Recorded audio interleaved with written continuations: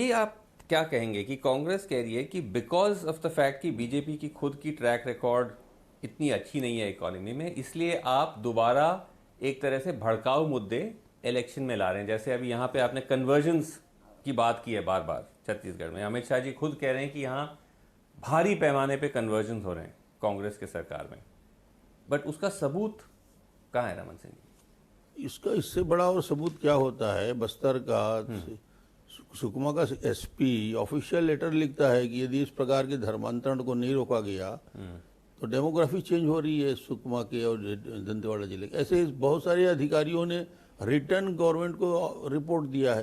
Plus Narayanpur की घटना होती है, नारायणपुर में जो धर्मांतरण नहीं हो कि आदिवासी हैं उनको मारा इसलिए जाता है कि वो धर्मांतरित नहीं हो रहे हैं। सरकार का दबाव, मिशनरी के दबाव, धर्मांतरण तो यहाँ खुलेआम हो रहा है। नहीं, बलपूर्वक पैसे के द्वारा। और जिस प्रकार की घटनाएं छत्तीसगढ़ में हुई है, तो हमने कहा कि ये धर्मांतरण यदि सरकार के इशारे में और सरकार के सह में होगा वो गलत है।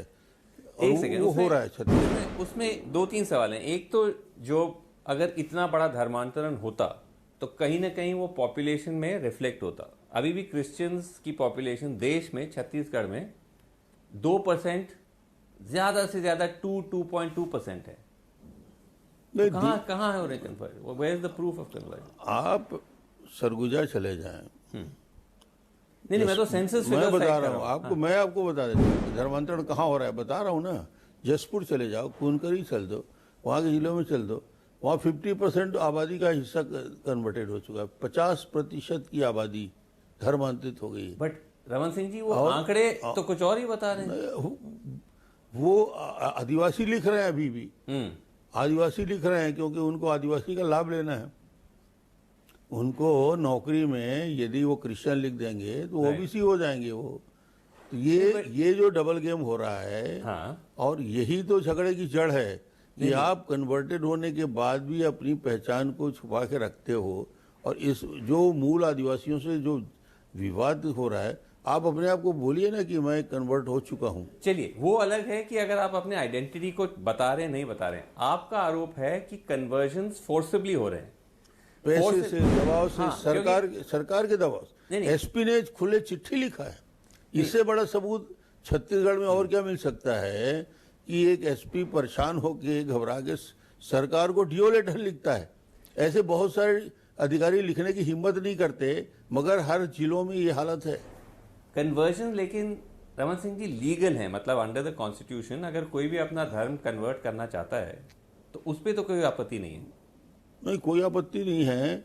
मगर जब एक अबुझमाड़ के बैगा को, जिसको यही नहीं मालूम कि मैं धर्मांतरित हो गया, प्रिमिटिव ट्राइब्स को जब धर्मांतरित किया जाने लगा है, अबुझमाड़ के अबुझमाड़िया धर्मांतरित होने लगे हैं, जिस व्यक्ति गरीब को मालूम ही नहीं है कि धर्मांतरण क्या होता है, तो ये तो उसके शोषण है।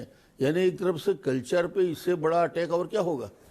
कांग्रेस के लिए लेकिन ये जो अटैक्स हो रहे हैं, ये कन्वर्जन्स और उसको लेकर क्रिश्चियंस पे, ये भाजपा प्रायोजित अटैक। भाजपा से जुड़े हुए, हिंदुत्व संगठन से जुड़े हुए लोग आके क्रिश्चियंस पे हमला कर रहे हैं।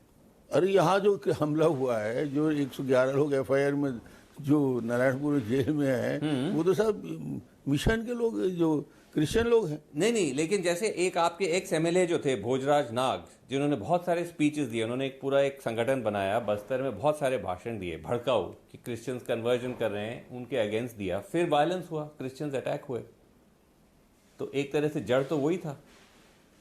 नहीं, वो नाग जो है अपने इलाके में जहाँ देखता है कि गरीबों का शोषण हो रहा है, वहाँ खड़ा होता है वो। तो आप कह रहे हैं उसका कोई रोल नहीं था इन हमलों में? वो क्या करेगा? वो तो उनको ट्रैवल है, वो बेचारा खुद ट्रैवल है। ट्रैवल लोगों को धर्मांतरित होकर देखता है तो खड़ा होता है सड़क में। होगा ही, होना पड़ेगा उसको।